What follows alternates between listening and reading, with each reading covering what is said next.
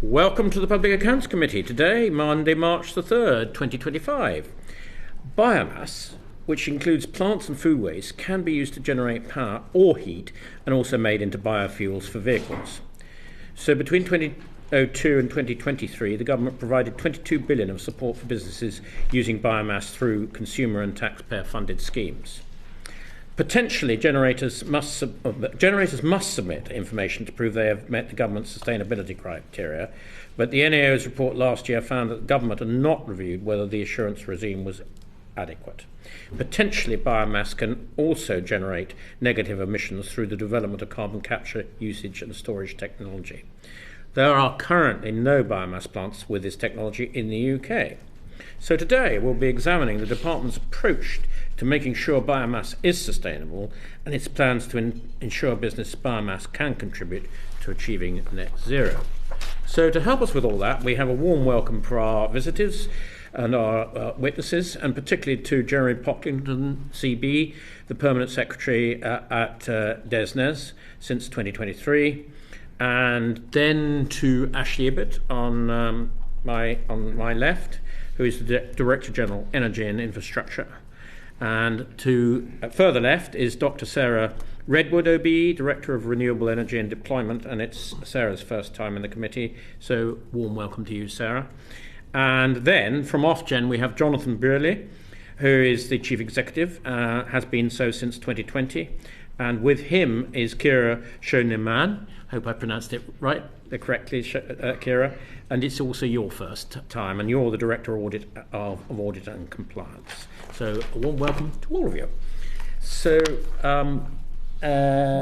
we'd also like to welcome Chris Hinchliffe, a member of the Environmental Audit Committee. We always welcome people guesting on this committee because they always bring a wealth of additional knowledge that we don't necessarily have. So warm welcome to you, Chris. We also have Edward Pinney, who is today representing the Treasury because his two normal colleagues are off sick. So we hope that you will be robust and not follow in their footsteps. So you're warmly welcome.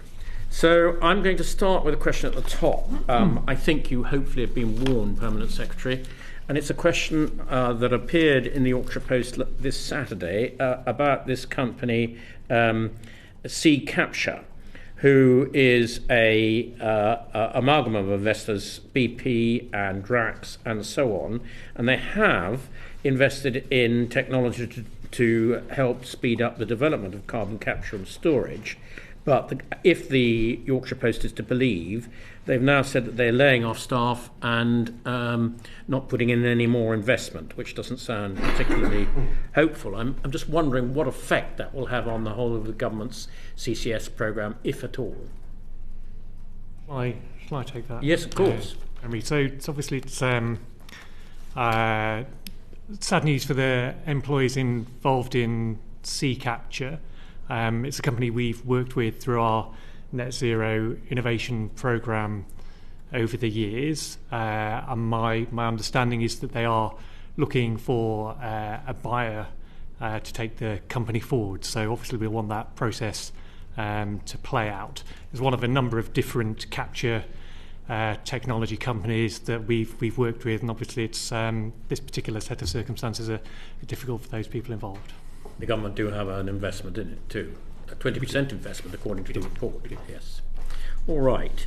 Now, Permanent Secretary, we thought that it might be helpful to you and the committee and everybody else listening to these proceedings if we could ask you for a relatively brief statement on the sort of terms of the Drax contract extension from 2027 to 2031, because I think there's a number of items in that would be helpful for the committee.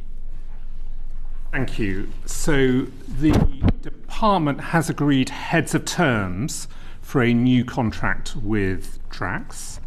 In doing that, it's recognising that the previous arrangements that are currently in existence aren't working for bill payers or for the environment, and so we have new terms that we have agreed through negotiation.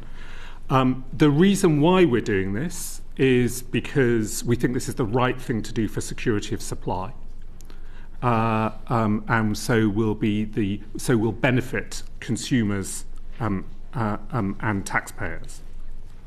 What we've announced is plans for a low-carbon dispatchable contract for difference with a generation collar. Let me explain what that is. It is a 4-year contract from 2027 to 2031 that will offer Drax a price for electricity generated that I'm afraid we do all these things at 2012 prices, £113 per megawatt hour in 2012 prices. But crucially, the CFD will cap the annual load factor eligible for subsidy at 27%. There will also be a minimum of 22% generation, so we can rely on the presence of Drax on the system because we're doing it for security of supply reasons. It will be incentivised to produce when there is low output from renewables. So we essentially will have a stack where we're incentivising renewables first, then Drax, sort of as a low-carbon dispatchable CFD, before unabated gas and other forms of generation. The other thing in terms of the commercial terms I would note, and the committee would be interested in, is we've introduced an excess returns mechanism on profit. If prices are particularly high, there will be a clawback mechanism to protect the consumer. A problem with the current arrangements is they've allowed excess profits during the very high electricity prices we've seen in the last few years. So this windfall mechanism will require Drax to return 30% of profits between £160 million and £210 million, and 60% when the profits are above £210 million. So these are a step change. We're approximately halving the subsidy available to Drax, and that will save consumers, we think, approximately £6 a year on their bills compared to the subsidy arrangements that exist at the moment. At the same time, if this is helpful for the committee, we are strengthening the sustainability arrangements for the new contract. We're doing that in 3 ways. Firstly, we are increasing the proportion of biomass that must be sustainably sourced from the 70% in the existing arrangements to 100%. Secondly, we are reducing the supply chain emissions threshold. We have to factor in the supply chain emissions, obviously, when looking at biomass. We're reducing that from 55.6 grams of CO2 equivalent per megajoule to 36.6 grams. That's aligned with international best practice. The third key thing that we're doing is introducing provisions to exclude material sourced from primary and old-growth forests from receiving payments. That's to ensure that we're removing any risk of bioenergy demand will sort of influence harvesting decisions for that precious type of forest. That's very helpful, Permanent Secretary. Thank you very much. There are 2 questions for me emerging from that, if I may. One is that the certification schemes, which is largely the sustainable biomass programme, it's almost a self-certification by Drax because it's set up by them. They have and another biomass company have seats on the board. So how do we know that the auditing arrangements and the certification arrangements that they produce are in fact accurate? So the first thing to say is that we've only agreed heads of terms at the moment. We're now in a process of agreeing the detailed contracting arrangements. That will include the arrangements around monitoring, enforcement and verification. So these are important issues. We will want to enhance those arrangements compared to the existing arrangements. We've also announced the appointment of a sustainability advisor.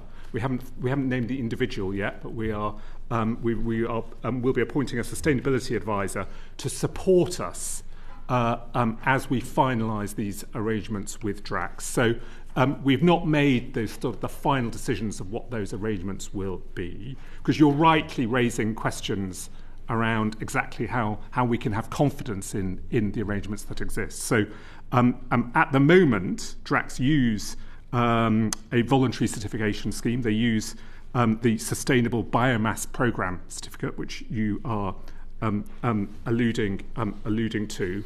And we're currently, as a department, engaging closely with these providers before we're making sort of final decisions and judgments on what is the right approach to take in the future. In terms of these voluntary schemes, I mean, they do conduct independent assurance involving audit, on-site inspections, document reviews, and interviews.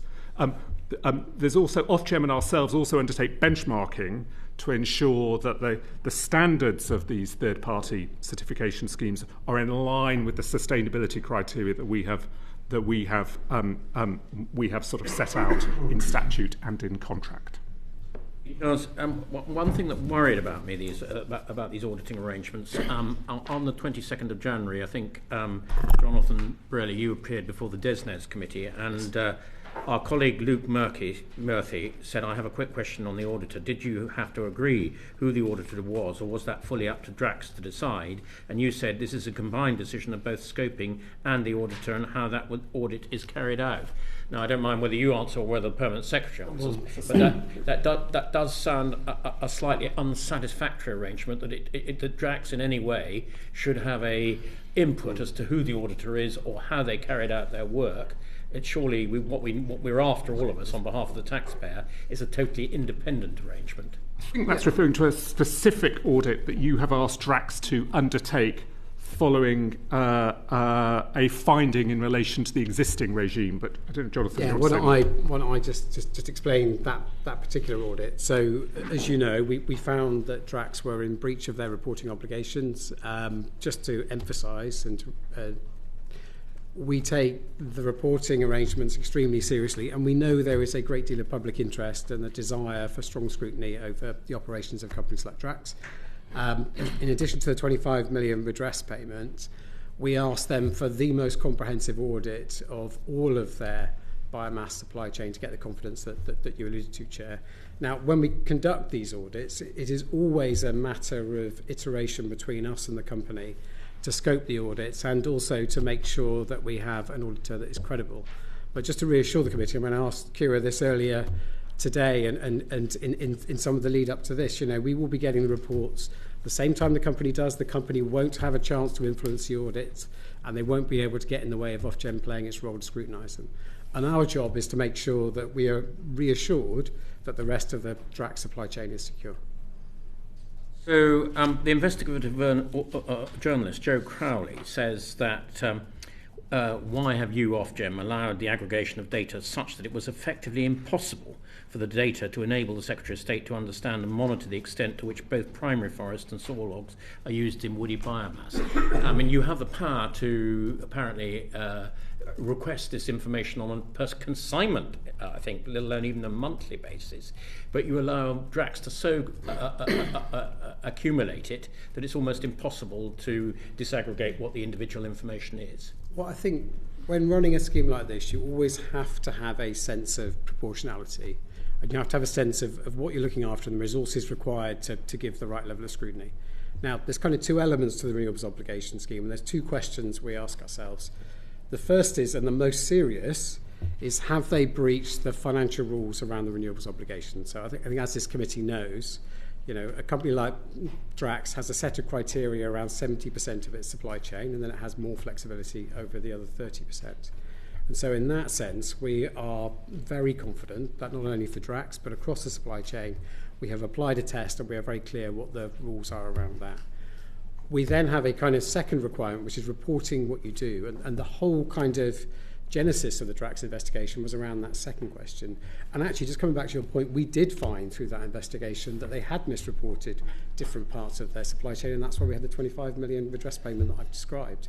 Now, look, I mean, with a company like Drax, we will continue to work with them. We're going to monitor whether or not they've put the right governance and changes in place for that particular part of their supply chain, but we intend to do the same thing for the whole of their supply chain. So I'm going to bring in the CNAG here. I mean, CNAG, this whole auditing thing sounds a little bit woolly. I mean, compared to what you do and the reputation for absolute accuracy beyond impeachment. This all sounds a little bit woolly. Would you have a view on that? I mean, of course, this is auditing an industrial process rather than a set of financial statements. But I mean, the reason we concluded in our report just over a year ago that we didn't think that the combination of the department and Ofgem had done enough to evaluate the effectiveness of the process for assuring the sustainability of the feedstock. That's because we were taking there into account the sheer scale of Drax as an operation, and so the same sort of process is applied to Drax as to much smaller stations in the same business. It's by far the dominant provider of this kind in the country. And in our view, that argued, given the billions of pounds of public money involved, that argued for a significantly more robust framework of assurance than the one that we found when we looked at this just over a year ago. So that was the basis for our finding at the time. I don't know whether you want to reply to that now, or whether you want to think about it. I would, if I may. It is a very the first thing to say is that this is a very timely hearing, as we're currently in the process of working out what is the right monitoring, reporting, verification arrangements for the new contract. So, following the NAO report, we're working very closely with Jonathan's team in Ofgem and other experts. We've brought in external experts, people like Guidehouse, who have deep expertise in this area, to look carefully at our oversight arrangements. And what this is going to do, it's going to feed into a new common framework around this that the department is preparing, and we're going to consult on later this year. That's a little later than set out in the NAO report. A lot has happened in that time. We've had an election, but we're still very much continuing on that path, thinking about what it is that we need to do to continuously improve and strengthen the arrangements that we have, whilst still maintaining that balance and that proportionality that we need to keep as well, as appropriate. I'm not quite sure who wanted to come in first, but let's have ladies first. Rebecca, Paul, please. Thank you, Chair. Thank you, Mr. Pocklington, for that update. Just a quick question from the overview you gave. So if the excess profits clawback is triggered, will that lead to a review of the overall approach to subsidies? Because obviously that suggests that the subsidy is not set at the right level. This will be a contractual arrangement in private law that will exist for the 4-year period. So what I would do is I would draw a distinction between the existing arrangements that have been made over a very long term, a very sort of long term period, whereas this is a transitional arrangement over a 4-year period. So once the contract is set, that's the contract that we will need to abide by. Something I would note, though, is the amount of support, the subsidy, is being halved compared to the current generation. I'd also note that the return that Drax has made, we'd be looking very carefully at the return that Drax will make under this arrangement, and that the outturn return on capital employed will be lower than an asset regulated by Ofgem, like the distribution network companies. So it will be a lower return that Drax will make under this arrangement. I hear. Sorry, did you? No, as I said in the once we've made the contractual arrangements, once they're finalised, they will be in place for 4 years, and that is right. I mean, whatever. I know there is a range of views around Drax and around this policy, but once you have a contractual arrangement, it is right that we stick by it for the period of the absolutely, of the and that's fully understood. I guess the point I'm making is that it is an opportunity to explore whether overall the subsidy approach that we're taking, it's an opportunity to validate whether it's at the right level. So we can potentially take some learnings, I think, from this contract. Clearly, you have to administer the contract as set out in the contract for the next 4 years, but I would hope there's an opportunity. To add exactly to Rebecca's excellent question, it is a more generous arrangement than wind or solar. How do we know that it? Well, that was the evidence. I see that Ashley Ibbett is shaking his head, but I'll find the evidence in a minute. That somebody gave us that evidence. How do we know that this is the correct level of subsidy? We work very closely with our own financial advisors to look in detail at the contractual arrangements and arrived at the strike price of £113 per megawatt hour in 2012 prices. I think the constraints we're placing through the generation collar on the load factor that Drax can achieve up to a maximum of 27% and a minimum of 22% is very different from the generation output that they are producing now in the market, where they act for most of the time as base load generation, operating all their units at full capacity for all the hours that they can. So we think it's in a way that we don't constrain wind and solar operators, for example, in the same way. So we do think it's an appropriate set of arrangements. As Jeremy said, it's designed to make sure that they are there when they are needed on the system. So we received evidence from the RSPB, who, and I quote from them, "The new agreed strike price is much more expensive than wind and solar energy." Is that correct? That is correct. And I thought you were doubting that it was more expensive. So again, can I just it's about having the appropriate price for the technology that allows us to maintain the asset on the system, or in the case of offshore wind, get the new investment and the new construction that we need, bearing in mind the benefits that we get from the different technologies. The issue with wind is obviously a valuable foundation to the future energy, is essential to the clean power mission, but as we've talked about this committee before, there are times when the wind doesn't blow. The issue with Drax is whatever one ever thinks about the technology, it is dispatchable, it has very high reliability, and is able to operate when needed to do so to maintain security of supply. Thank you. Chris Hinchley. Thank you, Chair. Mr. Brearley, can you explain why Ofgem failed to identify Drax's misreporting in 2021-22 at the time? And can you confirm if the shipment Ofgem identified was misreported was part of Drax's sustainable biomass programme? So, Kiera, do you want to come back on the specifics of the date? But we scoped the review in a particular way, and we felt we picked up the issues. Yeah, so I guess just to expand on that, as you said, we did identify misreporting in 21-22. That was with respect to two particular data sets. This is part of the annual profiling data that Drax and other large generators over 1 megawatt are required to report. Sorry, over 50 kilowatts are required to report on an annual basis. Ofgem's role is not to conduct a forensic analysis of that data. What we do is we provide spot checks, and we check more or less if we're confident in the data that we're seeing. But what is really important, just to step back to something that Jonathan said earlier, is the nature of the breach did not impact the subsidies received by Drax. So those data sets do not inform the funding that is received by Drax. As you will have seen, there is an enhanced assurance scheme in place, specifically with respect to ensuring that generators can demonstrate that the funding that they receive is in line with them meeting the sustainability criteria, and we are very confident that that has been the case here. Okay. If the new criteria of 100% sustainable sourcing had been in place at the time of Drax's misreporting, would Drax have been in breach of the criteria?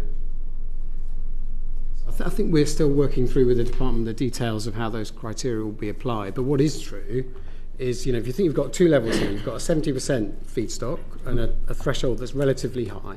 So a different question we're really asking for where the big financial consequences might be. If that goes to 100%, we are all going to have a much tighter regime. And just coming back to the comments of the Committee of an Auditor General, I think we all agree that we are going to need a much more robust framework going forward. And I would argue part of that's about the role that we play, and we're still in discussion with the department about that versus the LCCC who'd administer the contract. And part of that is making sure that we are continuing to monitor the certification bodies who by necessity have to play a role within this regime. Can that inevitably is going to have resource implications for staff, for either you or the department or both? Yes. Can we be assured that you will gear yourselves up with the necessary skills? Subject to my colleagues in DESNES and Treasury, then of course. Thank you. Clive Bett, sorry, you've been waiting very patiently. Oh, it's okay. That's fine. Just as long as we get the right answers. Coming back to the issue of being assured that the sources of the biomass are from sustainable sources. The NAO report was really saying, wasn't it, that they don't believe you can give us that assurance. Is that correct? Is that a question to me? The NA report sort of speaks for itself. I think the report made some recommendations that it would be appropriate for the department, working with Ofgem and others, to review those arrangements to get greater confidence over the sustainable sources of biomass. What I'm trying to explain is that's what we've done since the report was published, using Guidehouse and others, and we're taking forward that towards the new common framework that we'll be consulting on later this year. Just to add to that, I mean, I think as I say, it comes back to these two different thresholds, because I think where we are confident, we've picked up issues, it's around where we think there are significant implications for the renewables obligation, and that is something that we are firm about. We found companies that haven't met it, and we have excluded them from the scheme, so we've taken action where we need to. We've talked quite a bit about DRAC so far, but sure. You've got all the other companies are relatively small, aren't they, by comparison? Yeah. Except for Limehouse. Are you being as robust in scrutinising where they source their materials from? So, Kiera, you may want to outline just the action we've taken over the last year to give you an example of how we go through that and the sort of action we take when we find out about it. Yeah, so the standards for us to oversight are set by generator size. So in the bracket of generators that are over 1 megawatt, so similar to DRAX, over 1 megawatt, there are 104 of those generators. Just to give an example, last year, I believe 87 of them were compliant with the sustainability criteria, and the other 17 were not. They were not issued funding. To be really clear, those 17 were very small in size, and that the proportion of biomass that they represent as part of the overall UK biomass usage was, I believe, less than 1%, so approximately 0.3% of overall RO output. So we provide the same level of oversight and assurance for those smaller generators, again over 1 megawatt, as we do with DRAX. There's a practical detail, and I've got two biomass energy generators in the constituency. I know E.ON, who I've been to visit at Blackburn Meadows, uses waste wood from various parts of the construction industry. How do you know? How can you be certain? In any way, you're casting aspersions about what E.ON are doing, but how do you actually know that is genuinely waste wood? And if they start to run a bit low, they don't top it up from other sources? Let's come back on that. Yeah, so I'm not familiar with the specifics of the case, so I'm not sure as to this particular generator size. I guess what I would say is, again, the oversight that we provide will be dictated by the size of the generator. So in this case, if E.ON was a large generator, over 1 megawatt, they would be required to do a number of things. So they need to submit their annual profiling data on an annual basis. We've spoken about that. They need to also submit monthly reporting to us, providing a declaration that they have met their sustainability criteria for each of those consignments. They need to submit also to an independent audit. This is undertaken by an independent auditor to ISA 3000 standards to provide that additional independent assurance that the sustainability criteria has been met. And then across all of that, Ofgem has a BAU assurance regime in place for generators of all sizes, where we take a statistical and targeted audit program to do further checks. Nevertheless, you accept that the current regime isn't as robust as you would like it to be, otherwise you wouldn't be doing a review of how to improve it. Well, I think the way I just come back to these two thresholds, and I think the important thing for us is if that threshold changes, this regime needs to be tighter. Sorry, are you doing a review with to ensure that you can actually strengthen the assurance regime or not? So the direct answer to your question, Mr. Spencer, is yes, we are. What can I describe this as a process? I'd like to describe this as a process of continuous improvement as standards are improving in the sector and international best practice is changing. That is what is happening in this broader sector. When these original contracts were agreed with Drax and with others, the energy system was in a very, very different place. Coal was one of the key alternatives. We no longer have any coal on the system. We have much more renewables and low carbon generation on the system. And also our understanding of supply chains and essentially the timber sector has also changed in that time. There's been a lot more sort of research into that. It is absolutely right that the department, working with Ofgem and others, keeps striving to have the best possible system that we can. A degree of proportionality is important as well, but we do want to make sure we are aligned with best practice. I've given an indication of what we've done with Drax and the contract with Drax around changing this key threshold from 70% to 100%. We're going to have to make a decision about what that threshold is for the sector as a whole when we agree the the common framework that we will consult on later this year. The sector as a whole will be reviewed, or a new regime will come in from 2027. Is that correct? And when will you make a decision on that? Yeah, so just to add to that, we won't be changing the contracts, the private contracts that are already in place as we set out earlier on. They will come up for renewal in 2027, don't they? So no, some of the generators under the renewables obligation will carry on receiving support beyond 2027, depending on when they joined onto the scheme. But we will carry on looking at how can we improve our processes. So we're already taking actions with Ofgem, such as increasing the regularity of our governance, the meetings that we're having to share the information between ourselves, and also looking at simple things like how we can improve the reporting, the templates that are used, so that we can also look at greater disaggregation of some of the data, as one of your colleagues mentioned earlier. Very helpful. Rebecca Paul. Thank you very much. So I'm going to change gears slightly. I want to take advantage of such knowledge of the witnesses and ask you about a specific issue that I have in my constituency in Red Hill. So there is an estate called Park 25 that has a biomass boiler heating system, and it's used to support all of the apartments on the estate, so a lot of residences. It was put in place in 2007, 2008, so I think it was one of the early ones, and I'm sure you can probably predict what I'm about to say. What residents are finding is that it's been very inefficient, and they're now in a situation where I think the company that used to make the parts has gone, and they're having to import them from Germany. So the repairs to the system are very expensive. They're continually having to repair the system, and to be entirely frank, it's actually making their lives a misery. So their service charges are excessively high as a result, in part, of these energy costs, and it's making it difficult to sell the flats.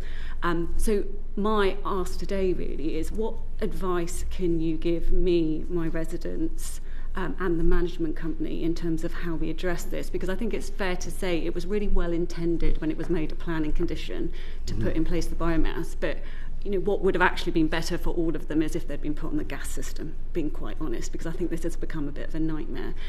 Would you be able to give me some advice? And I appreciate you may want to take some of this offline, but I would be ever so grateful for understanding how I can move this forward for my residents. Cabinet Secretary, might it be helpful? I didn't know what Ms. Paul was going to ask. If she writes to you, is this the Park 25? It is Park 25. I know a little bit. I know a little bit about for all the wrong reasons about this. So let me give an initial answer now. But a commitment to keep in touch on this. And it is concerning to hear about this and the impact on your constituents. Two things we're doing. I've got general and specific. The general thing that's happening is we're introducing regulation to protect consumers of heating networks like this.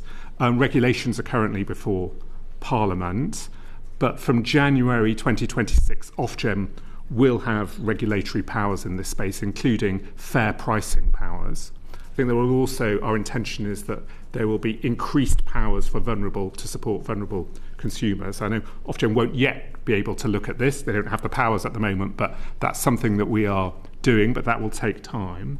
The second thing I know about the specifics of this case is the heat network has received a grant from us to fund a study into optimizing the network to see if if it can be made more efficient.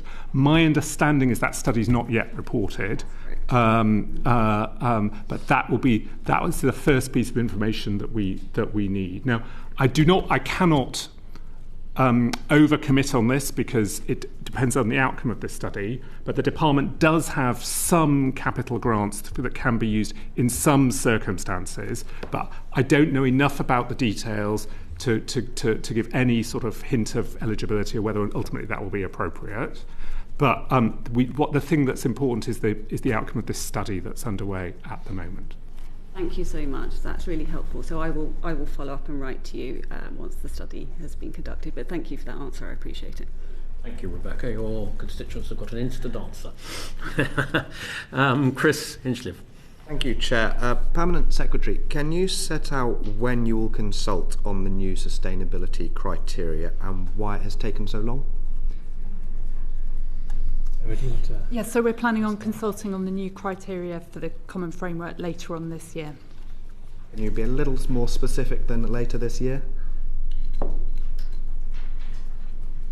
don't think we can be at this stage, but very clearly plan to do it later this year. There's obviously a process of internal agreement we'll have to go through before doing that, but we're working at pace.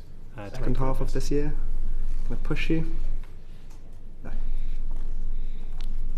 I don't think we can say anything more than later this year. Fine. Okay. To return then to monitoring and enforcement, Mr. Brearley, I'm not actually sure I got an answer to the question on whether the shipment Ofgem identified as misreported was part of Drax's sustainable biomass programme. Will you continue to accept Drax's voluntary sustainability certification as a proxy for government sustainability criteria once we've moved to 100% sustainable sourcing? I think I'm happy to follow up on the specifics on that consignment, and we can write to you following this just to give you the clear answer on that. But on going forward, that's still a matter of discussion with the department.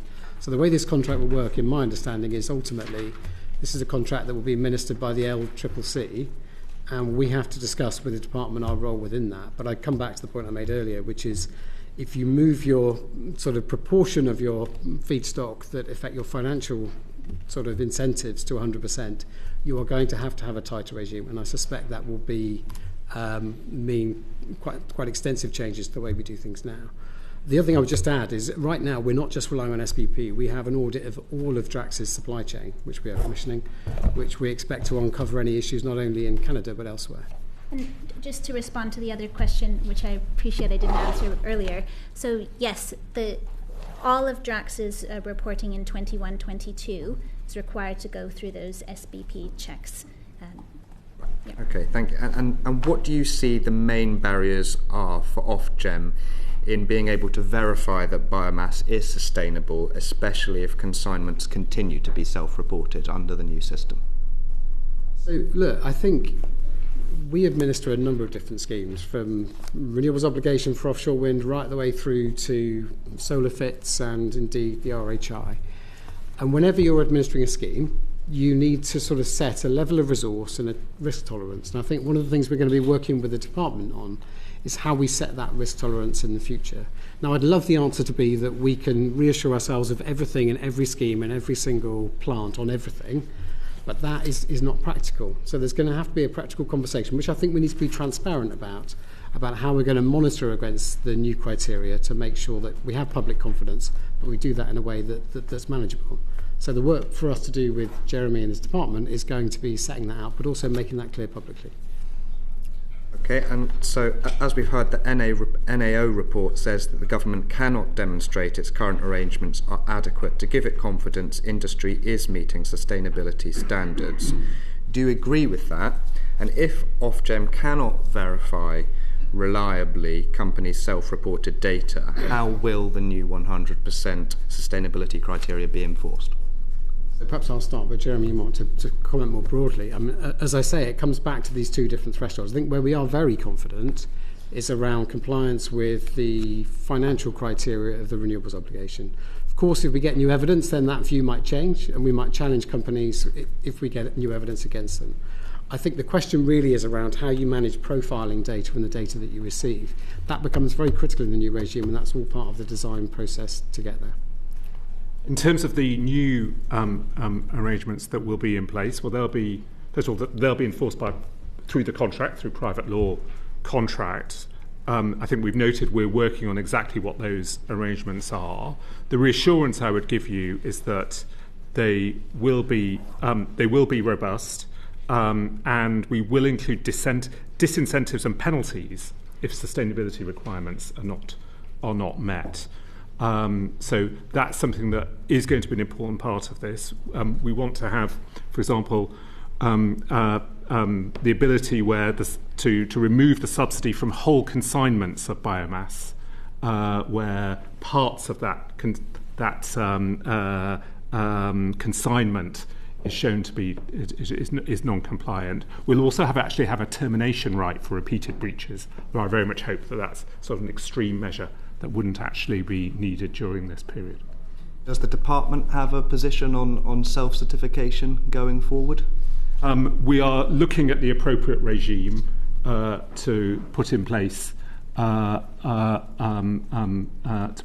the new contract. I would say, as Jonathan mentioned earlier, the issue is what is the most appropriate. There's a need for a degree of proportionality here, and we also need to face the fact that these are very complex global supply chains that we are talking about here, which I know creates the challenges and the sensitivities that the committee is rightly concerned about. But neither Jonathan nor myself can have people who actually really can audit what's actually happening in the forests and the woods of sort of southeast North America. You know, that's the challenge that we actually need to manage here. Okay, I'm not certain I've actually had an answer yet, though, on what approach you're planning to take to achieve that, because clearly there's been an issue, that there's been the misreporting, that's been identified, there's a challenge with self-reporting. What is it that you're looking at doing differently to prevent that happening again in the future under the new system? Because that's a matter for the next stage of our work with DRAX, that we will agree as part of turning the heads of terms into contractual arrangements. To finally take a slightly different angle then, what new powers will the independent sustainability advisor have to ensure that monitoring and enforcement of sustainability are effective? So it's a very important question, thank you. So we've announced plans to appoint a sustainability advisor. They're going to be advising the Secretary of State and the department on the science underpinning sustainability, the steps that we need to take to align our sustainability criteria with international best practice, get the best monitoring regime in place, and will provide us with advice on how to opportunities to strengthen the regime, including on this issue of monitoring, reporting and verification. I think the question around the transitional arrangements that we're talking about here will be an early priority, as will the common framework that we've already discussed. Thank you, Chair. Thank you very much, Chris Hincliffe. Lloyd Hutton, welcome. Thank you, Chair. I'd just like to start with looking at the area of non-compliance with regard to sustainability criteria. It'd be useful for me if you could just start with just tell us what you think that the overall level of non-compliance is within the sector.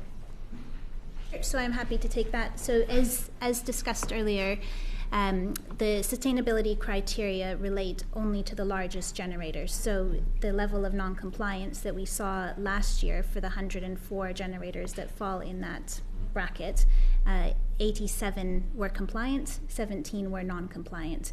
You asked also about the percentage or the volume. I really want to stress that the overall output of those generators is very small, so 0.3% of overall biomass used. 0.3% of total RO support and just over 2% of all biomass used annually. And then what are you doing to reduce non-compliance with those where that they do fall within the right criteria? So within the legislation, there are very strong incentives for generators to be compliant. If they are not, we withhold funding from them.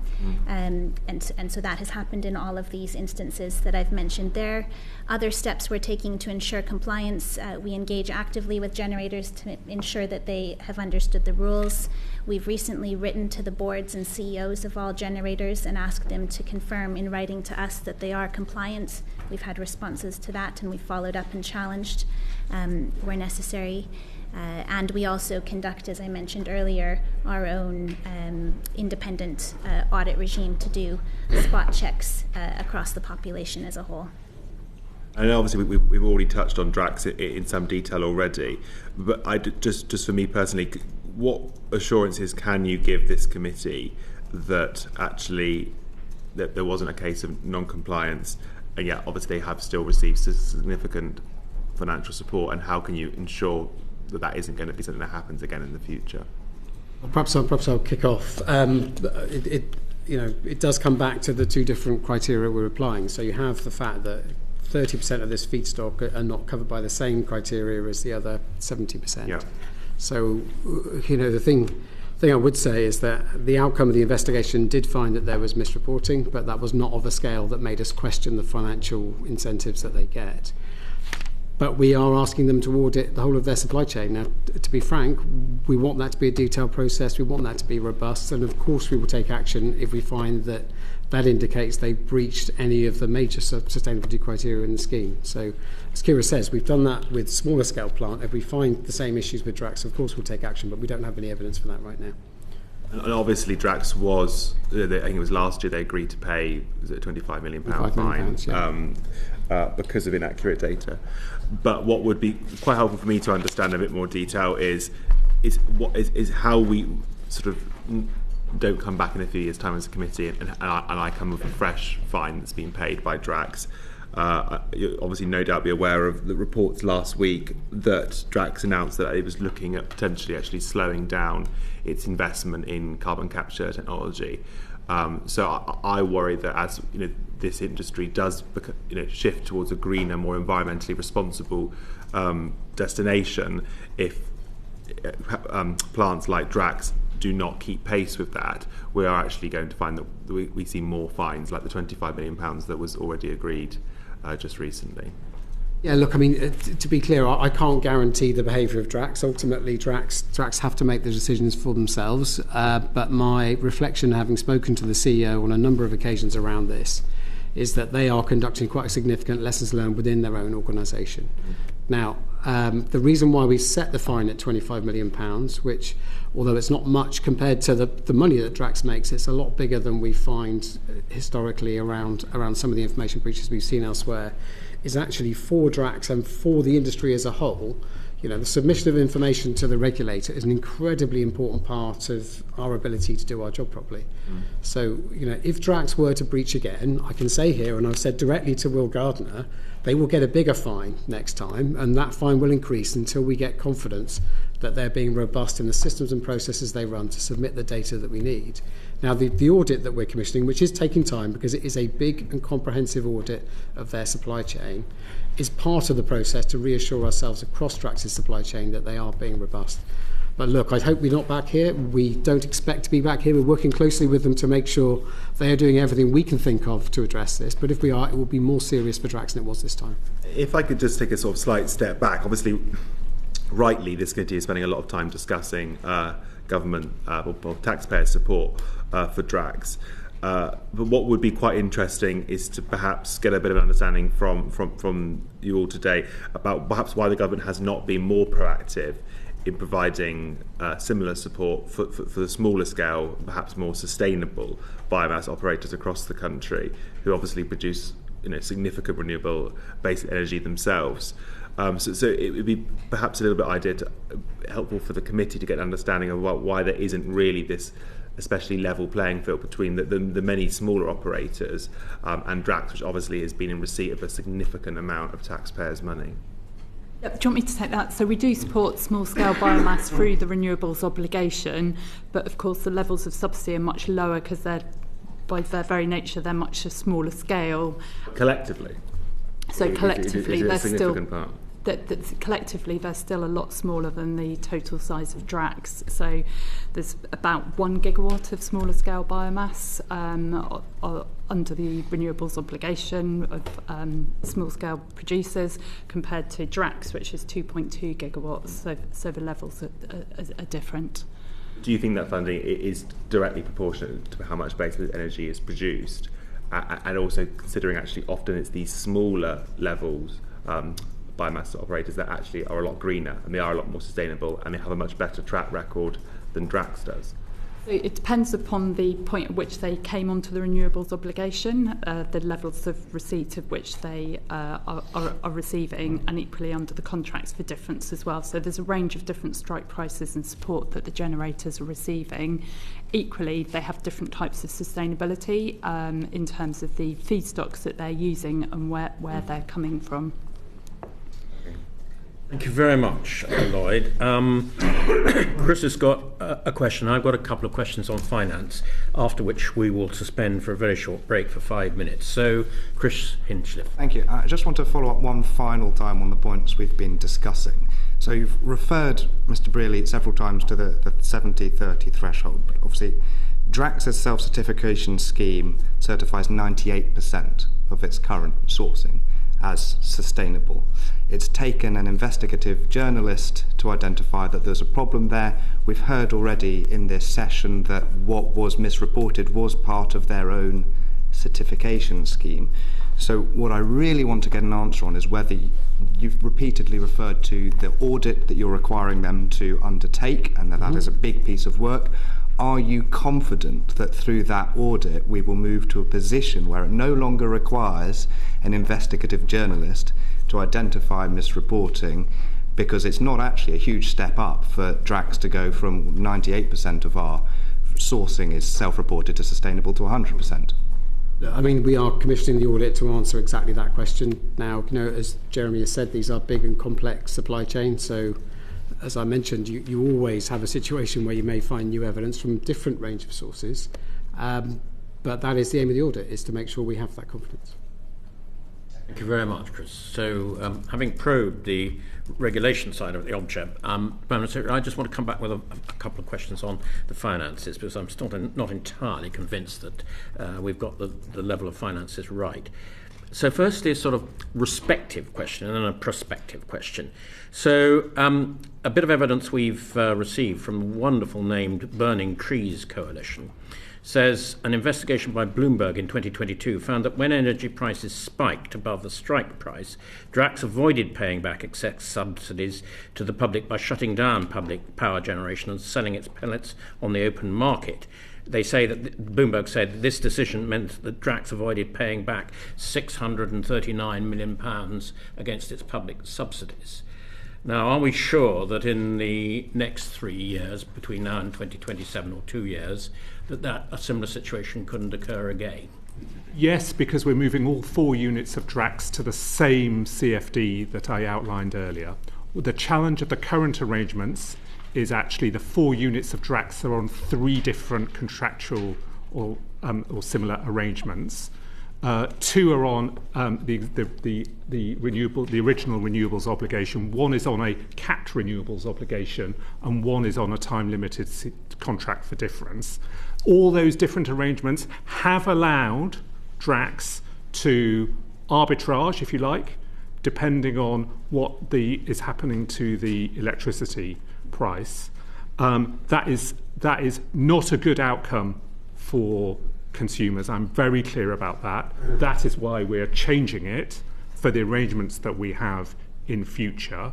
The one thing I would note is a previous government introduced something called the Energy Generators Levy, the EGL, was it electricity generators levy, sorry, which was designed to capture some of the excess profit that occurred as electricity prices peaked during the Ukraine crisis. So some of that, if you like, supernormal profit has already been captured for the benefit of the taxpayer, but these are arrangements that we must change in future. That's why we are insisting on having the same arrangement for all 4 units. That's the respective part of the question. The prospective part of the question is come back again, and I'm sorry to ask a similar question to one I've asked before, whether we've got the current level now right from 2027 onwards. In relation, and back to the point about solar and wind, in the contracts for different arrangements, there is an element of competition which has been driving down very nicely the cost of wind generation. Correct. But there is no such competition element in a monopoly supplier like Drax. So is there any flexibility in the new contract between 27 and 2031 that will allow any of that sort of difference in pricing to occur should the market conditions allow them to make excessive profits? You're correct that this contractual arrangement is a bilaterally negotiated contract rather than contractual arrangements where the strike price has been determined through competition, which is always the first best option and approach to take for the department.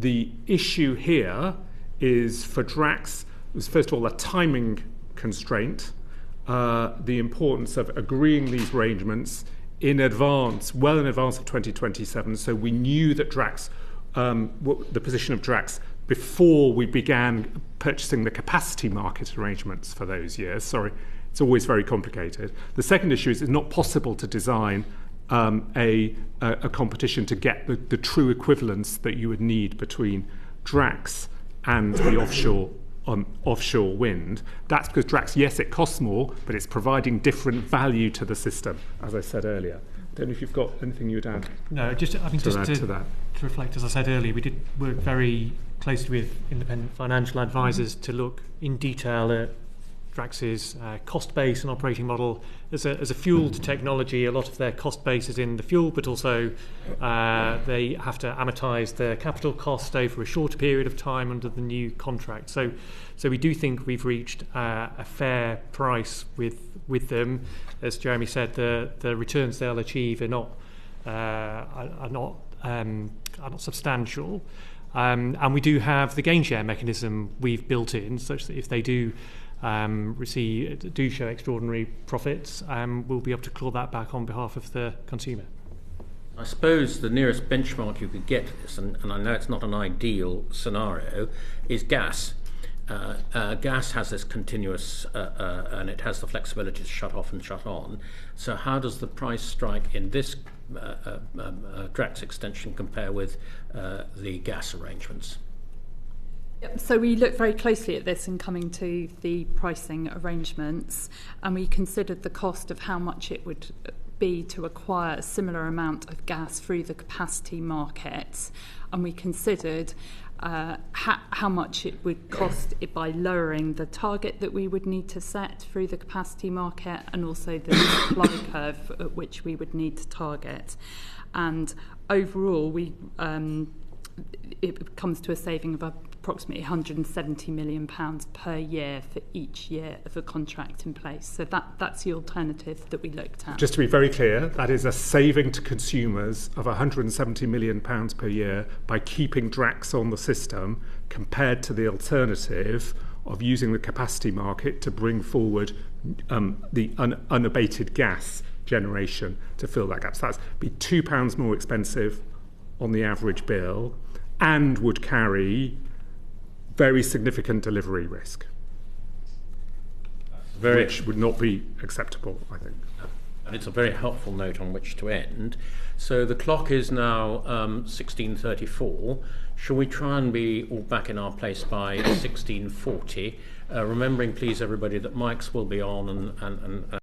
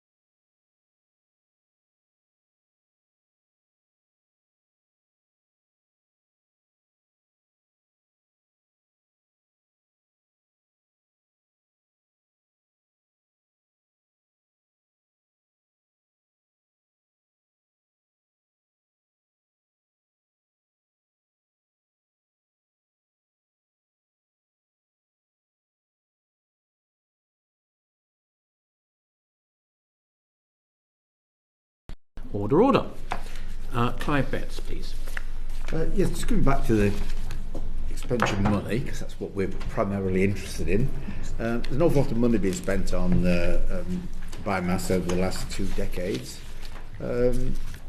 What lessons have you learned that will help us ensure that we get, should we say, better value for money going forward?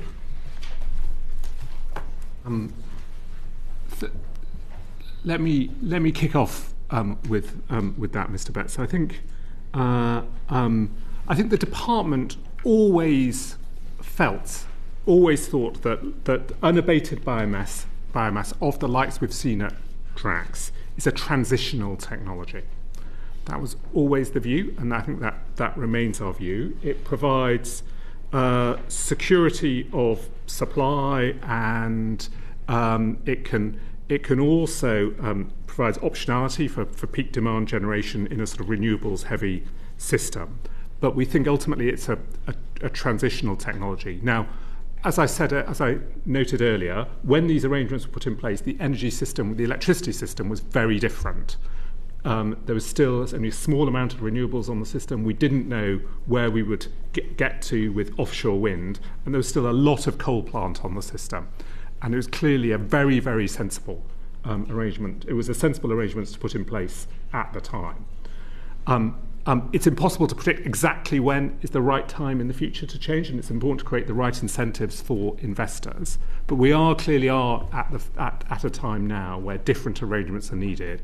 That's why we're putting in place a new transitional arrangement for a low-carbon dispatchable contract for difference. So the arrangements were a product of the time, and we need to change them now as the system is changing.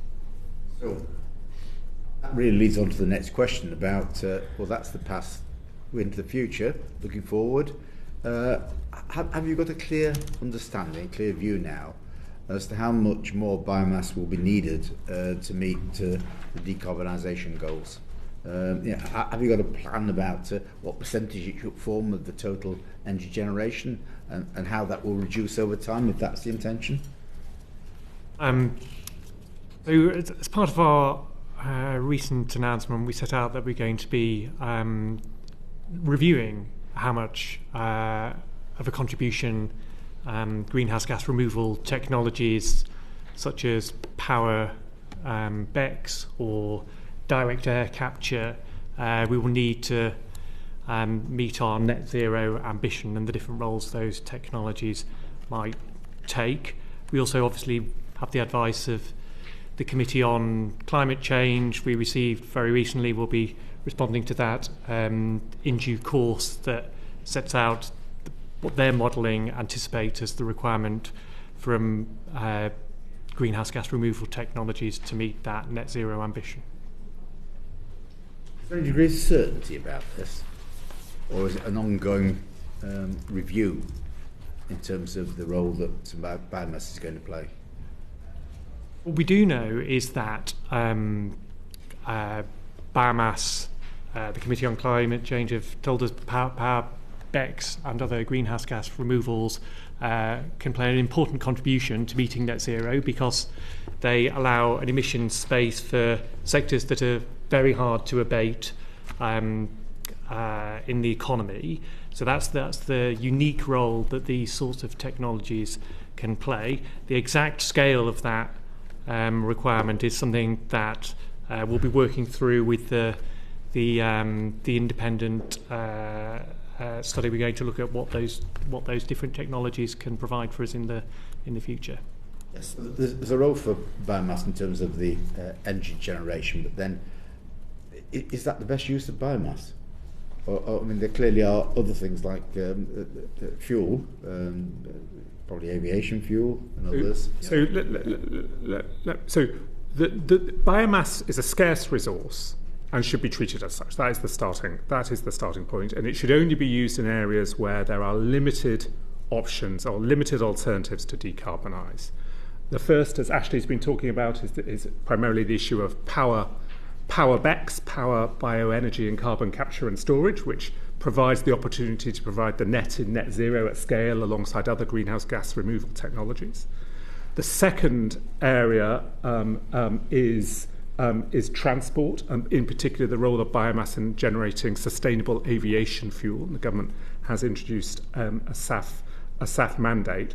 What's interesting about the Committee on Climate Change's report last week is they're still saying there's a significant role of biomass by 2050, but actually they've halved the amount of biomass used for power BECCS and increased the amount used for other sources, such as sustainable aviation fuel.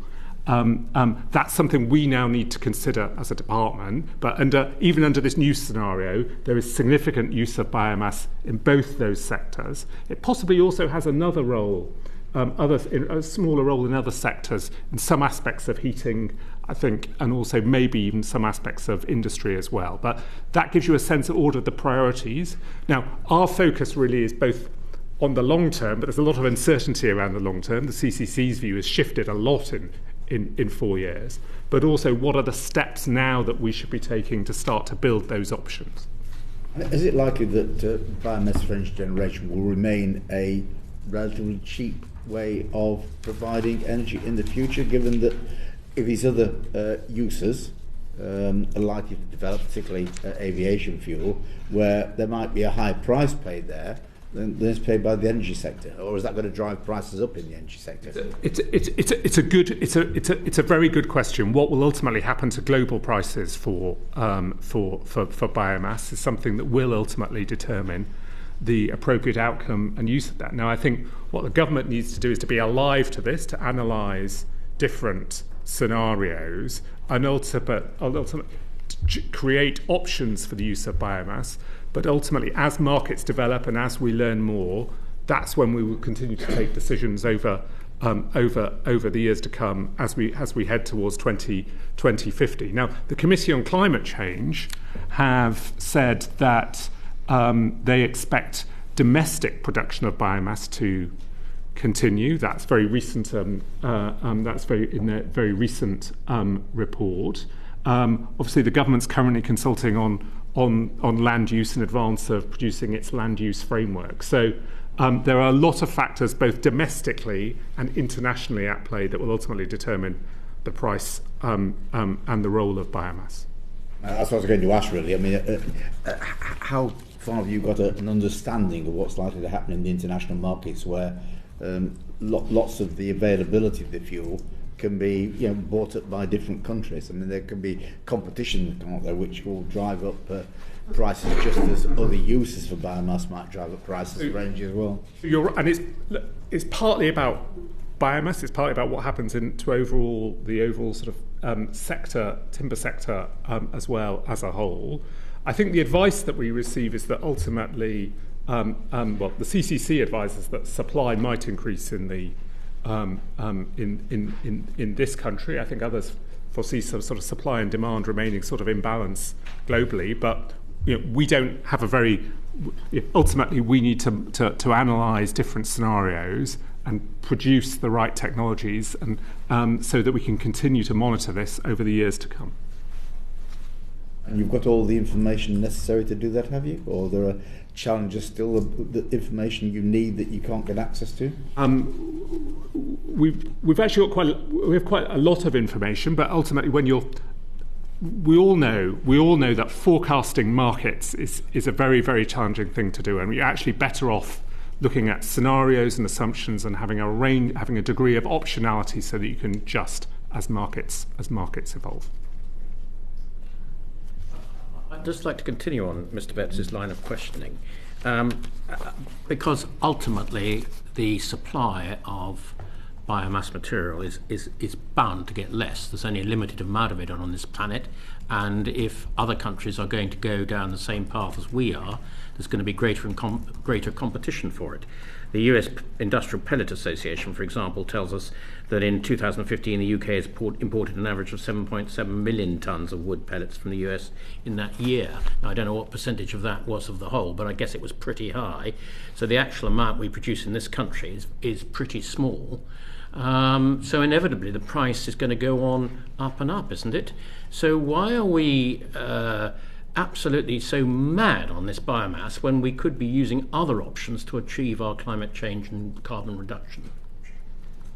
So what's the case for biomass, bearing in mind the uncertainties about the future, the case for using biomass is that in some sectors, particularly power, it can be a very valuable way of actually removing greenhouse gases from the atmosphere. So it can actually help us deliver the net in net zero, is the argument for this. So that even after all the emissions used in harvesting, drying, transporting biomass, the volume captured after combustion is larger than the CO2 that is emitted in the supply in the supply chain. So there is a very that's the argument for considering biomass, and that in turn, in a net zero world, creates opportunities to continue to produce emissions in other very hard to emit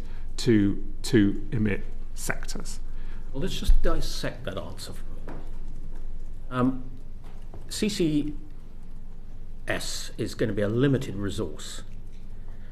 So this is the first question. Surely we ought to be putting our priorities, if we're going to use CCS, into industries that are very hard to abate. Right. Mr. Betts has said aircraft fuel, aluminium, cement production, these sorts of industries, rather than going for the solution of BCCS, which, as I understand it, is going to involve a far greater import of the amount of pellets that we need than we need to burn to actually abate the CO2 that's going to be made into the atmosphere and to aid BCCS.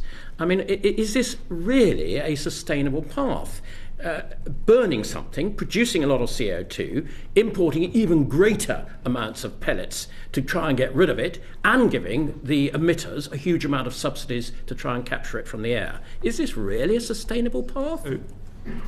Ultimately, this is what this is what the Committee on Climate Change advised the government. It's also the IPCC recognises the important role that biomass can play in decarbonising the economy and helping us to meet net zero. But you are right that both carbon capture and storage and biomass are both scarce resources and should be used where options where other options are not available. The only way to achieve the net, though, in net zero is actually to ensure that CCS is being used for technologies that do remove greenhouse gases from the atmosphere, which is what you can get with biomass. This is going to be a lot. Even if we do succeed in making the technology work, it's going to be a long way off, is it not, Mr. Pocklington? And it's not just carbon that we're talking about; it's other gases as well caused by burning. It's NOx, other gases.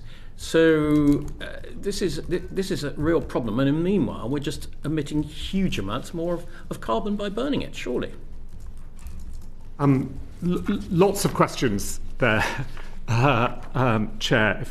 If I may, can I just start with the fundamental question of biomass? And I want to sort of emphasise that its role in an unabated form is as a transitional technology. We don't see it as a sort of, if you like, a permanent part of our system. And I do recognise there is a range of views, but ultimately the argument here that is put forward by proponents of the technology is that the CO2 emissions released during burning have to be offset by essentially the CO2 that is captured by the continuous growth of the forest.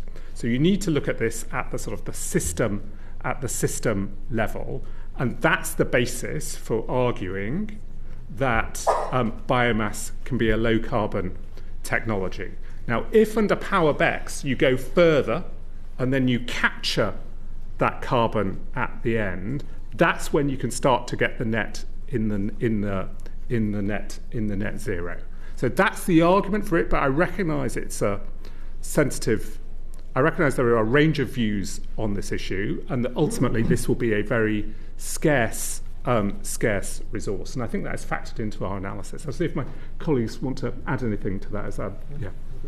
Well, that's a very eruditely put argument, but those who are not in favour of biomass would say you sequester the carbon from growing trees, you go and burn it, it takes many decades to reproduce those trees, so actually you're not actually solving anything. If anything, you're making the problem worse rather than making it better.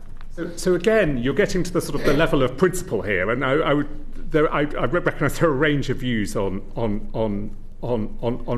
biomass. Proponents would say you need to assess this at the level of the forest, not the individual tree, and that while it is true that when you burn a tree, you're releasing carbon dioxide, if you believe that the forest is sustainably managed and that the carbon stock of the forest is being protected, that is more than offset by the CO2 that is captured by those trees as they are growing.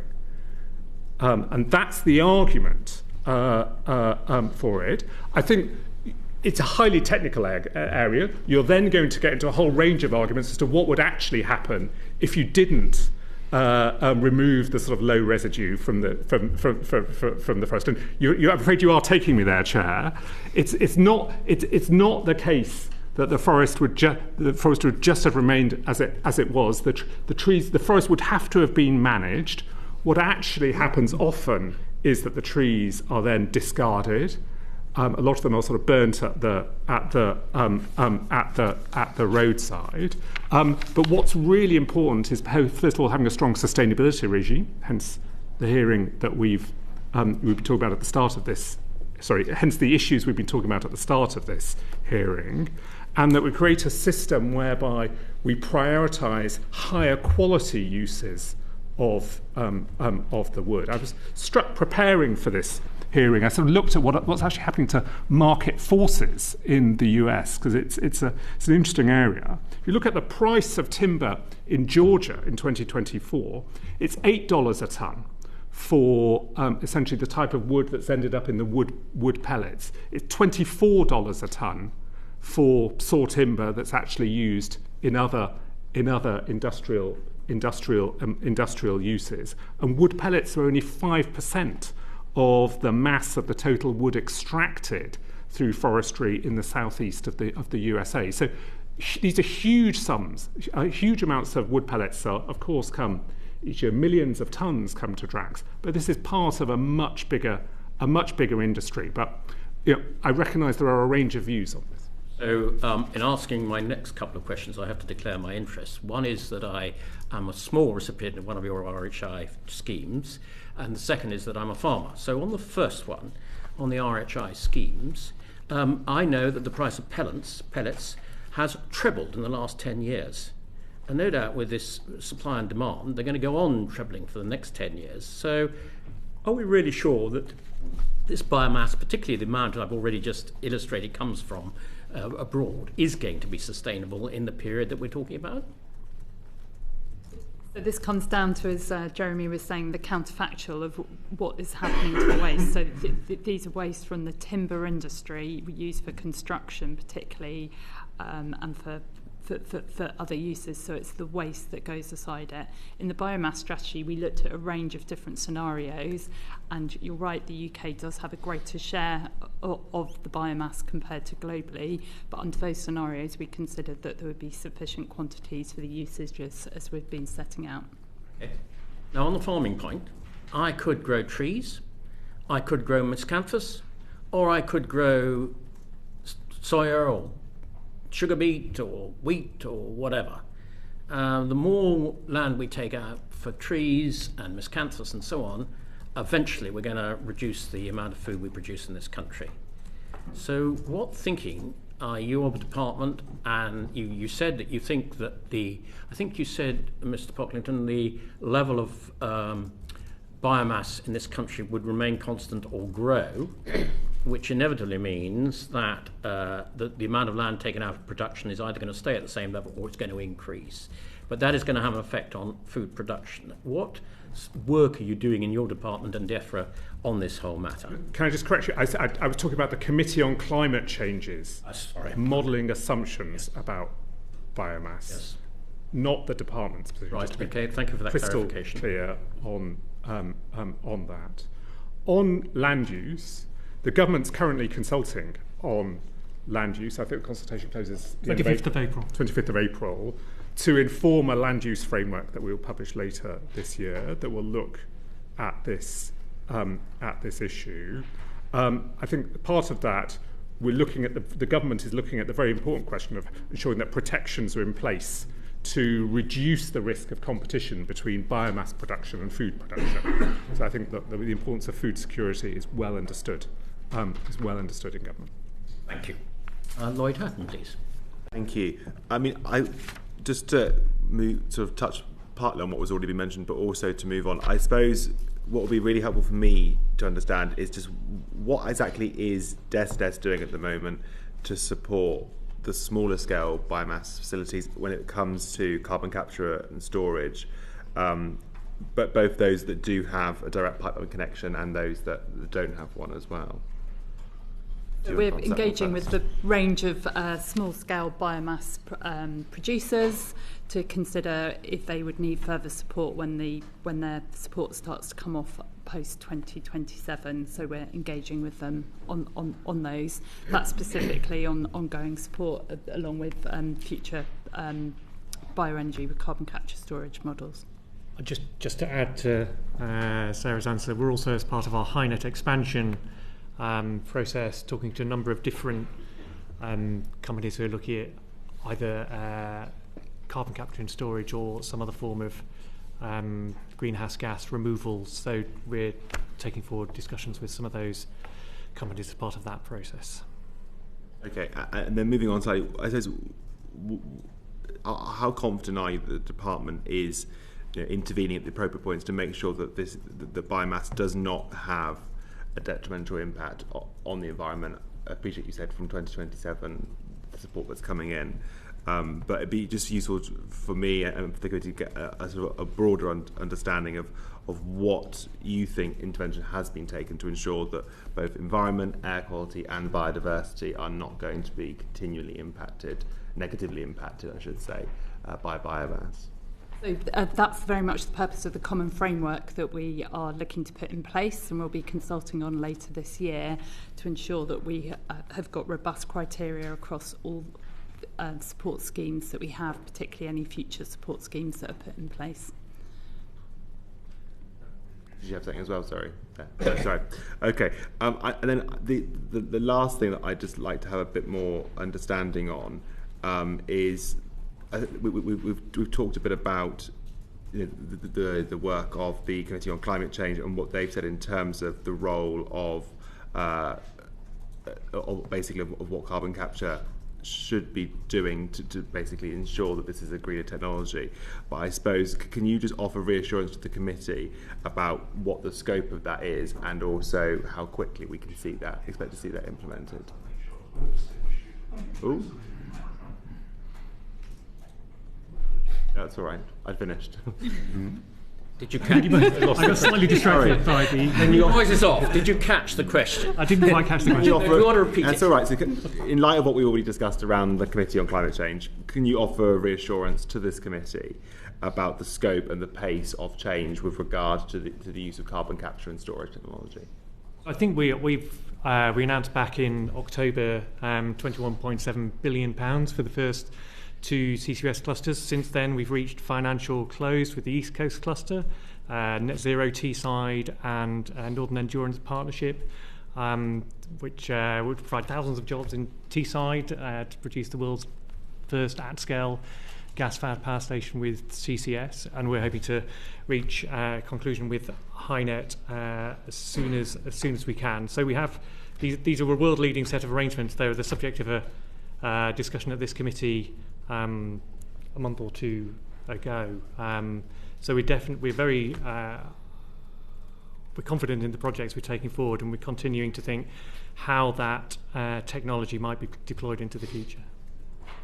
Okay. Right. Thank you. Thank you, Lloyd, very much. Chris Hinchley. Thank you, Chair. Mr. Pocklington, given your comments just a moment ago, it would be amiss of me not to highlight that the IPCC says, and I quote, "The IPCC guidelines do not automatically consider or assume biomass used for energy as carbon neutral, even in cases where the biomass is thought to be produced sustainably."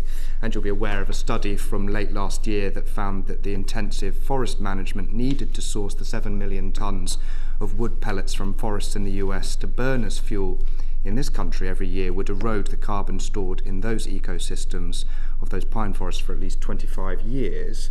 So is the department confident that the new US administration will accurately account for the carbon in wood pellets harvested for the UK biomass industry from its position outside of the Paris Agreement? So there's quite a lot in that question. We obviously work very closely as a member of the IPCC on the arrangements in this space, and indeed I think there's a meeting just last week that talked through some of these issues. The sustainability requirements we have for large-scale biomass generators, which we're tightening through the new arrangements we're putting in place with DRAGs, have a set of robust sustainability criteria underneath them. They include a tightening of the emissions intensity standard associated with producing and transporting, the logistics, if you like, around getting the wood pellets from where they're produced to where they're being used to align with the best standards. And we continue always to look at how we can learn and improve our arrangements. So we think the arrangements we're putting in place through the new contractual arrangement will be underpinned by strong sustainability criteria, independently audited in the ways we were discussing earlier. Sure, but forgive me if I'm wrong. My understanding for the way that BECS carbon accounting works is that the carbon from the harvesting, that is supposed to happen to be accounted in the country where the harvesting takes place. Now, the US has removed itself from the Paris Agreement. Would it be sensible for the UK to adjust its policies to reflect this by ensuring the emissions from that harvesting are accounted here? We need to ensure that we don't have double accounting between the accounts. So it's the US's responsibility for reporting the emissions in their sovereign. Yeah. And we note as a memo in our accounts the emissions associated with the burning. Yeah. And you're confident that the US will continue to properly account for those outside of the Paris Agreement?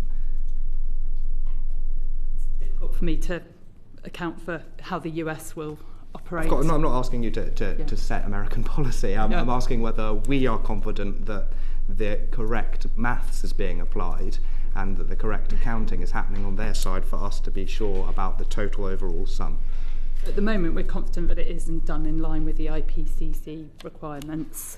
We, as actually said, we engage with them on how those frameworks are developed and the methodologies that are being put in place around it. Thank you. Chris Hinchcliffe's raised a very interesting point. Whilst at the moment under their regulations the producing CO2 is accounted for in the country of origin of the growing of the trees, what happens when you put BECS on that? Who accounts for the carbon that's recovered from the atmosphere?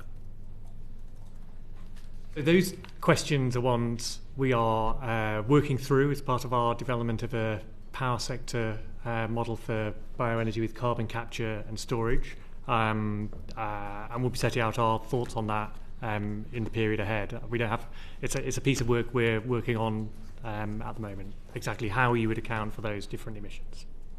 I mean, I take your point that you don't want to double count, but I think it does jar with a lot of people that we're producing CO2 in this country and we're not accounting for those emissions ourselves.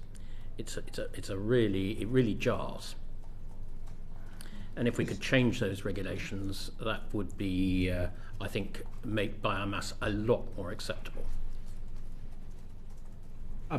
Just one thing I would notify Major is just the standards at the moment have greenhouse gas emission criteria, don't they, for the supply chain, irrespective of where that supply chain is at the moment. So there is an important point around accounting that you're raising, but just the fundamental underlying issue of how is the carbon overall being managed through this overall sort of system is something that we already look at and will continue to look at as part of our criteria. And a tightening through the contract. Thank you for that. That's very helpful.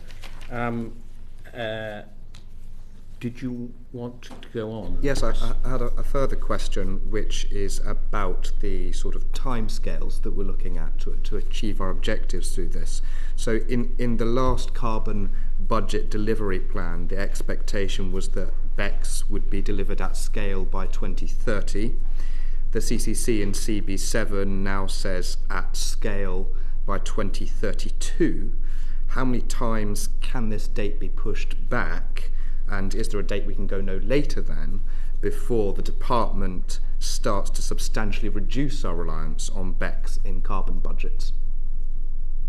The government will set out its plans in the carbon budget delivery plan later this year. Okay, that's where that's going. Okay, thank you. Thank you, Chris, very much. Lloyd Hatton, next, please. Thank you. Just to move the conversation on a little, I'd just like to go back to Drax and just get a better understanding as to what detailed work the department has done in terms of the full-on environmental impact of continuing to support Drax from 2027 until 2031. As part of considering the case for further support, we've carried out a full business case considering both the emissions associated with Drax and also the counterfactual compared to unabated gas, as we mentioned previously. Does that not fly in sort of direct contrast to what I raised earlier, that point around that Drax has said that they are actually reducing the amount that they invest in green technologies? So we considered it against the counterfactual of unabated gas at the moment, and it was purely on the basis of energy security, making that comparison, as opposed to thinking about their future plans for bioenergy with carbon capture and storage. So that contract does not take account of future investment. And in light of what has been since said by Drax, what work is the department doing to try and offset some of that inevitable negative environmental impact that it's going to have? The fact that they are reducing the amount that they invest in green technologies, in carbon capture and storage. So we're still engaging with them on their future programmes for investment in carbon capture and storage over the longer term. Can you tell the committee what you think that the end point of that is likely to be? I mean, lots of people on this committee, I'm sure, were quite shocked, with what they read sort of in the media last week around the fact that despite this huge amount of public taxpayer support, they are now sort of backpedaling on their investment in green technologies. I won't talk for their longer term investment plans, but we understand that they're still very much interested and engaged longer term in power BECCS at the site. I think it's just worth adding, obviously we haven't taken any decisions about any future contractual arrangements on power BECCS as part of this process. The issue here is principally around security of supply, following the advice of our National Energy System Operator. And so the comparison we made was between Drax remaining on the system versus an alternative of seeking to procure new capacity through the capacity mechanism if it weren't available.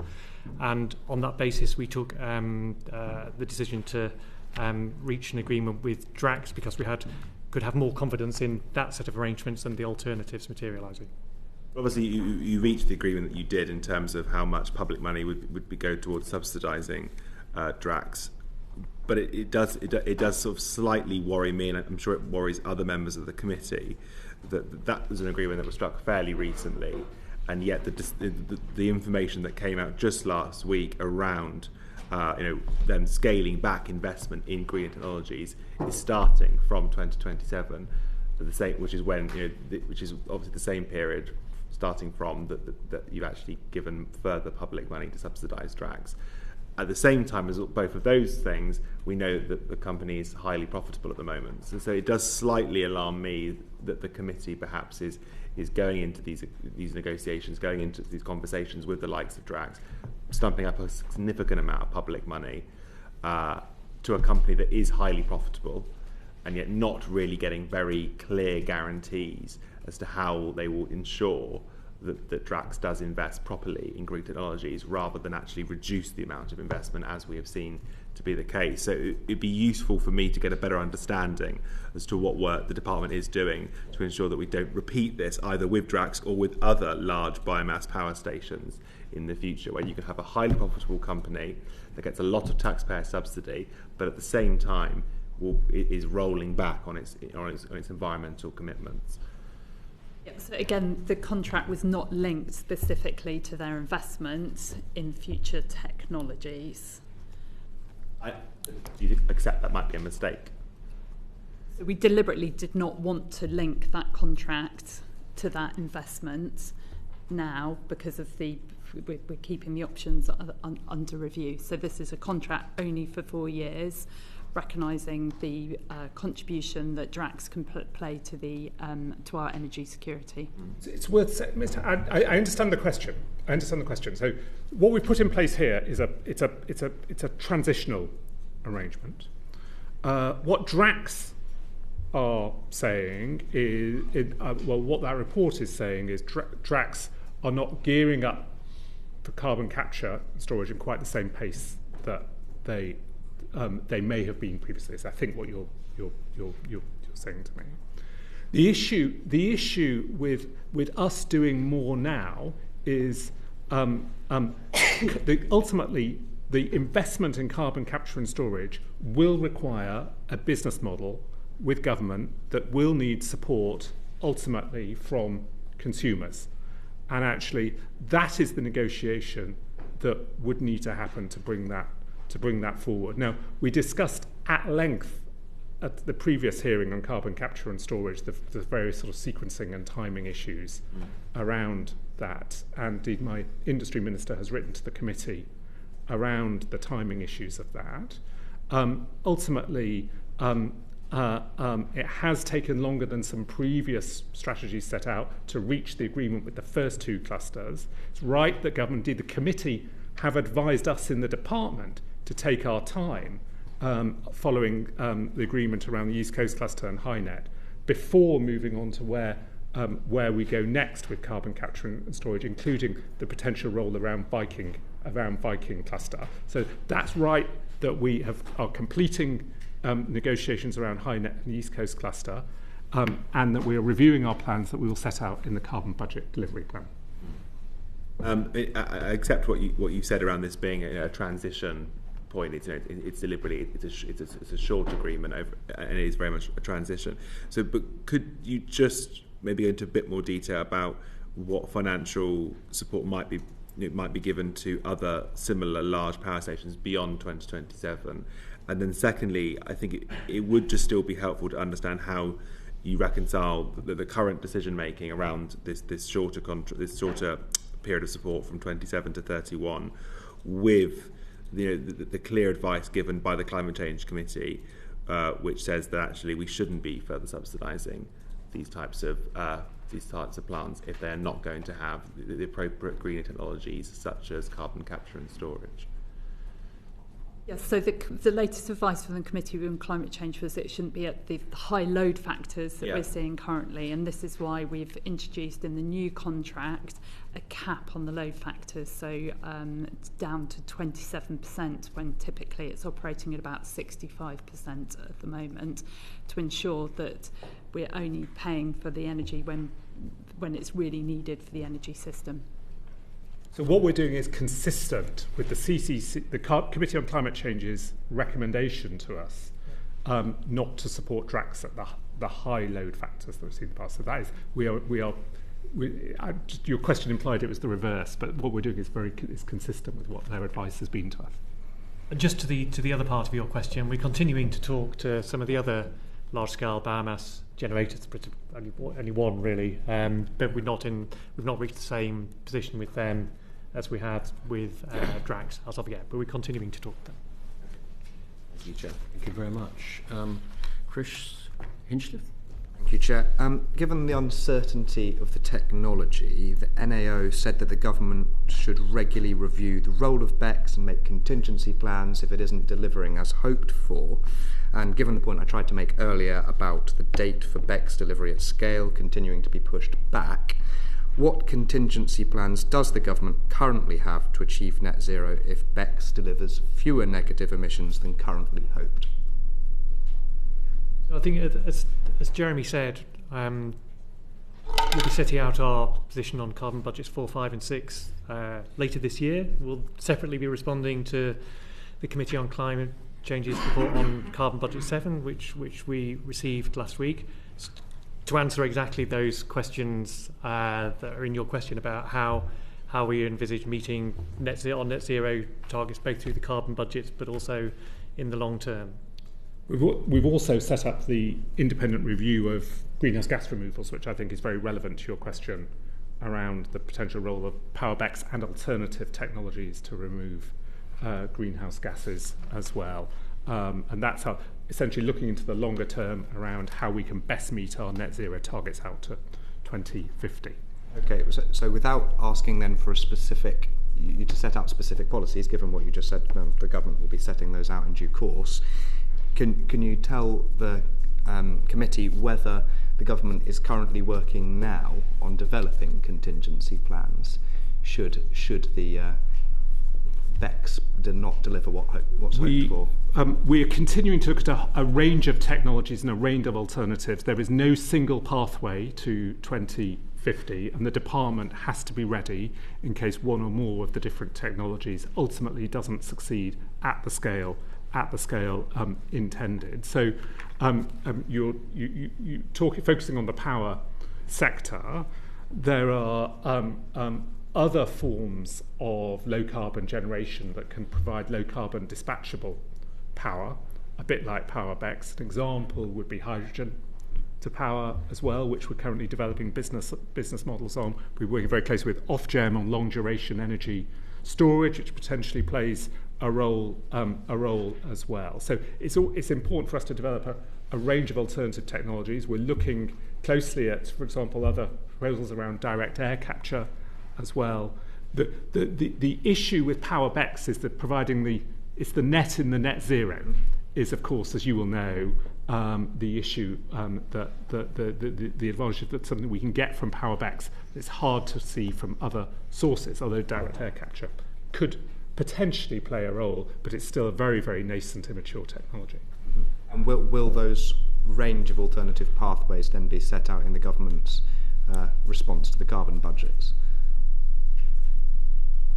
Some of that will be probably more appropriately part of our response to carbon budget 7, which we need to set out due course. I think in statute, I think we're required to set that out by the middle of next year. We will set out further details of this government's plans in the carbon budget delivery plan. That's focused on the slightly shorter term than things like direct air capture. Okay, thank you, Chair. So in Drax's evidence to us, I'd just like to quote a little bit to you, if I may, Mr. Pocklington. And it sounds like a bit of pressure in this from Drax. The low-carbon dispatch generation post-27 will provide the bridge to BECCS at Drax, maintaining the option to convert power station to provide up to 8 million tonnes of CO2 per year permanent CGGRs. And the government has already made the progress with the work to date in development of power BECCS business model. The initial business model proposals do not include full strike price support for unsold volumes and instead only provide a top-up of revenue achieved for sold volumes. And this is the bit that I think they're trying to pressurise you on. Failure to provide the same level of support for the full volume sequestered by a project will consequently mean that projects like BECCS at Drax Power Station do not have sufficient revenue certainty and won't be able to take up full investment decisions. So in other words, what they're saying is that on the current prices, they're not going to have enough to invest in any future BECCS projects. How do you react to that? Well, we're working hard in the department on what the exact model would be for supporting BECCS into the future, talking to Drax and others. As you might recall from our hearing recently on carbon capture and storage, the arrangements we've put in place for net zero Teesside are a combination of an availability payment and a price support payment, recognising that in that case what we're looking for that project to do is deliver ahead of unabated gas but behind renewables, because they're recognising the value it brings. The exact business model for BECCS is still something we're working on. So, and we'll set out that in due course. Do any of the bits of the heads of terms, the MOU, in this new contract renewal from 2027, involve Drax doing any work on BCCS, any research at all? None at all? Okay. Thank you very much. So clearly there's quite a bit of concern about this, and obviously the more open we can be, the better. Therefore, can I invite you and entice you maybe into publishing two particular pieces of document. One is the full terms of the MOU, the heads of terms, and the second, just to give you time to think about that one, is the dreaded subject of the KPMG 2022 report, which I gather your department now has, and both you and Ofgem have scrutinised. Is there any reason why that shouldn't be in the public domain? The first on heads of terms I will write to the committee with as much detail as I can. I think we've already set out a lot in the public domain, and I'm very happy to do that. On the KPMG report, and Jonathan might wish to comment on it. Whilst it's correct that the department has had a chance to see that report, we don't have that report. It was shared with us under a non-disclosure agreement. It doesn't belong to us. But Jonathan. Yeah, look, I need to emphasise that we were given the KPMG report under regulatory conditions of commercial and legal confidentiality. My understanding is there are some reasons why Drax may be reluctant to issue that, but really it's a matter for them and not a matter for us. We can't, given our role, release it ourselves. Fair enough answer. Any colleagues, any further questions? Could I just add of course, please, Kiera. On the KPMG report? So I know it's been the subject of intense interest. Just to be very clear, Ofgem has reviewed all of the reports in full in a significant amount of detail, but the thing I really want to stress is they are just a part of the wider enforcement investigation that we undertook. So that investigation looked at over 3,000 documents from a range of sources. This was one input, but we spoke to colleagues in Drax at a range of levels. We took, as I say, information from different sources. And again, just stepping back, I think it's really important to refocus on the scope of that investigation, which was about annual profiling data and two very specific information sets that Drax misreported. Now, in reviewing those reports, what I can say is that they focused on Drax's analysis around Drax's supply chain, specifically in Western Canada, and it would provide a detailed analysis on that. As government colleagues have said, we've reviewed it in detail, and we're content that there were no points of illegality raised in there and no evidence that would suggest that Drax was wrong to receive its subsidies. No, I accept your answer. It's not your report. It belongs to Drax. It's up to them whether they wish to publish it or not. It's just that your finding that bits of their inventories were not entirely complete, and therefore you levied the 25 million fine, has excited a lot of interest and led to the belief that maybe something in this KPMG report that they'd like to see. I know you've reviewed it thoroughly, but I accept that it's not a matter for you. You can't release something that doesn't belong to you. So that's absolutely fair enough. I suppose anybody who wants to see it could ask Drax whether they're prepared to let them have a look at it. So I think we've covered a lot of ground in this committee today. Can I thank you, Permanent Secretary, very much, your team. Can I thank you, Jonathan Brearley, very much, your team. We rely on you very much to do your auditing job, and we will be watching you very carefully to see how you're doing that in future. And no doubt we may like to see you in this committee again sometime. But in the meanwhile, thank you all very much for your help today. Order. I should say an uncorrected version of our transcript will be available in the next few days. Otherwise, order.